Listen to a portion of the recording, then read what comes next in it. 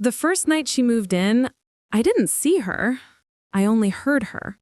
The walls in my building are thin, thinner than anyone likes to admit, and I'd gotten used to the usual noises, footsteps upstairs, someone watching TV too loud, the occasional crying baby. But this was different.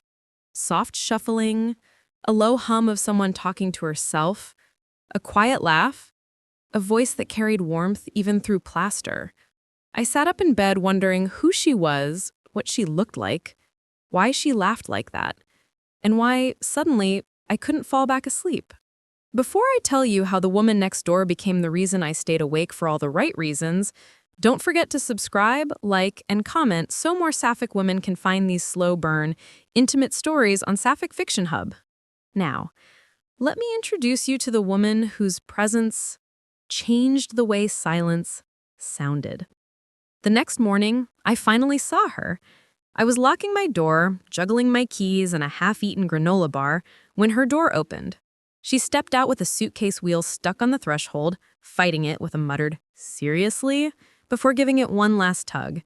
She looked up at me, cheeks slightly flushed.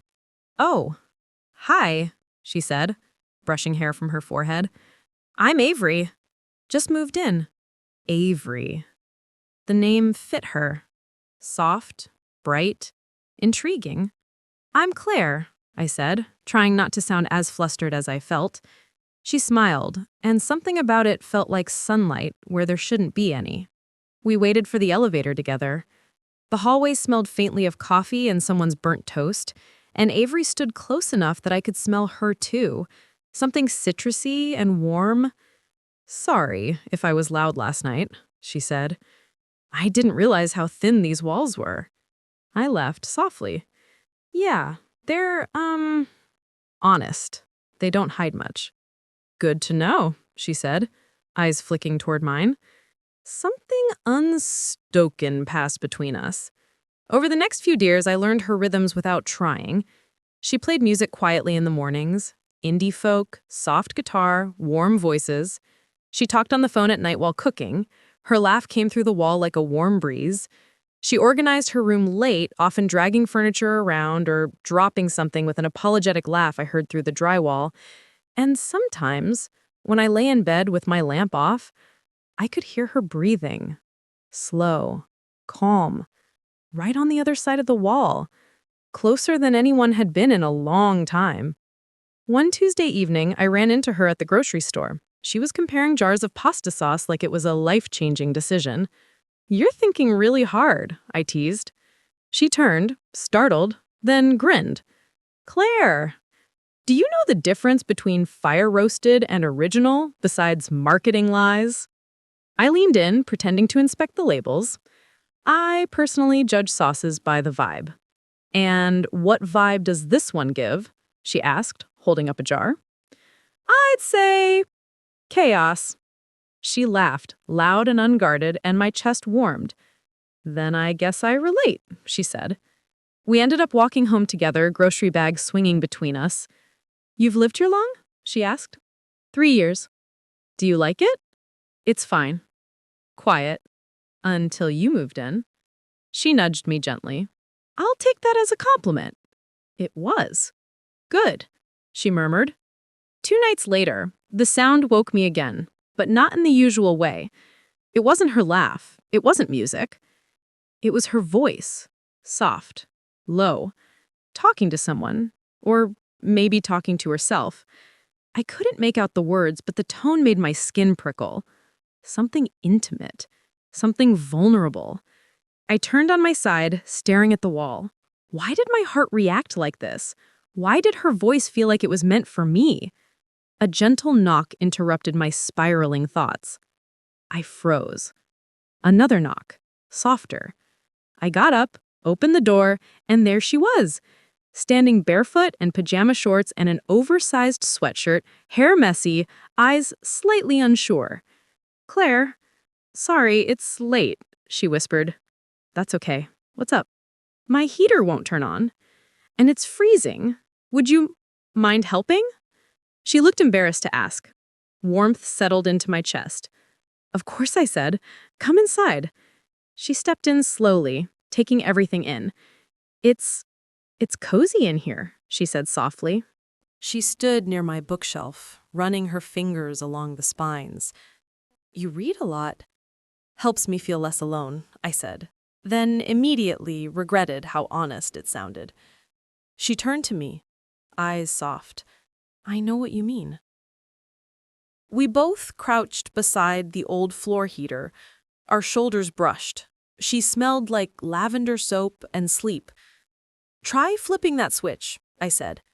She leaned closer, too close, reaching for it. Her hair brushed my cheek. My breath caught.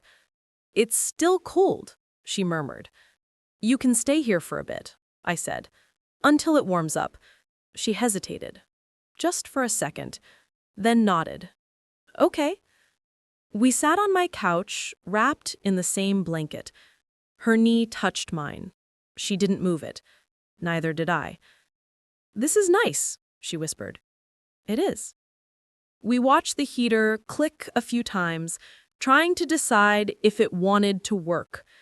She sipped the tea I made for her, then said quietly, I heard you last night. My pulse jumped. Heard me? Your lamp. You turned it on really late. Oh, I swallowed.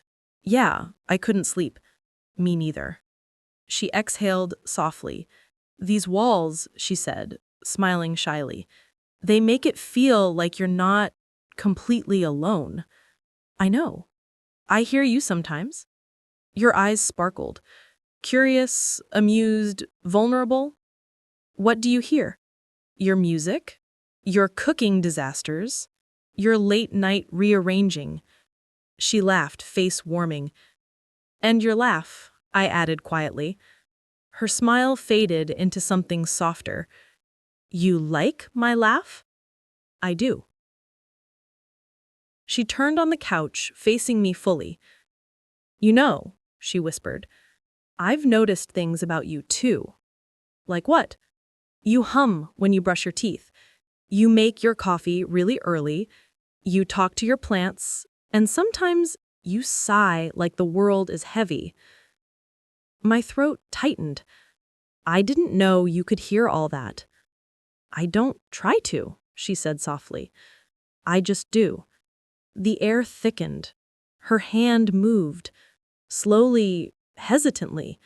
She rested it lightly over mine, not fully holding it, just touching. I like being next door to you, she whispered. I like it too, I breathed. The heater finally clicked on, humming softly, but neither of us moved from under the blanket. Her thumb brushed my knuckles gently, once, twice, a slow pattern that sent warmth straight to my chest. Claire? She whispered. Yes? Is this okay? More than okay. She looked down at our hands, then back at me. I moved here because I needed a fresh start. I didn't expect to feel something so quickly. Feel what? You. The word lingered between us like a secret. We leaned in unintentionally, or maybe intentionally. Her forehead nearly touched mine. I felt her breath. Warm. Soft. Close. Can I tell you something else? She murmured. Anything. You make the walls feel less thin. My heart stumbled. She didn't kiss me. Instead, she leaned her head on my shoulder, a slow, intimate surrender. I rested my cheek on her hair. We breathed together. Warmth spreading, silence thick but perfect. I didn't think I'd connect with anyone here, she whispered. You did. Her fingers intertwined with mine under the blanket. Eventually, the heater hummed louder, warm air filling the room, but she didn't move. Looks like your apartment is warm now, I said softly. Yeah. We can check it. She nodded, but didn't let go of my hand. Maybe in a minute, she whispered. We finally went next door. Her room was warm now, but she still lingered in the doorway, looking at me like she didn't want the night to end. "Thank you," she whispered. "For what?" "For the tea. For the blanket. For being here. I'm right next door," I whispered. "I know. And I like that." She stepped closer, not touching, but close enough that the hallway light haloed her hair. "Good night, Claire," she whispered. "Good night, Avery." Her fingers brushed mine as she pulled her hand back. A spark. Warm. Immediate. Back in my room, I sat on my bed, heart racing. Through the thin wall, I heard her settle into bed, a soft exhale, a sigh that mirrored mine, then barely audible. Good night. To me? Or to the quiet between us? I didn't know, but it felt like it was meant for me. If this intimate next-door connection made your heart warm the way it warmed mine, don't forget to subscribe, like, and share so more Sapphic women can discover these cozy cinematic stories on Sapphic Fiction Hub, where every door, every glance, and every quiet moment holds a new spark.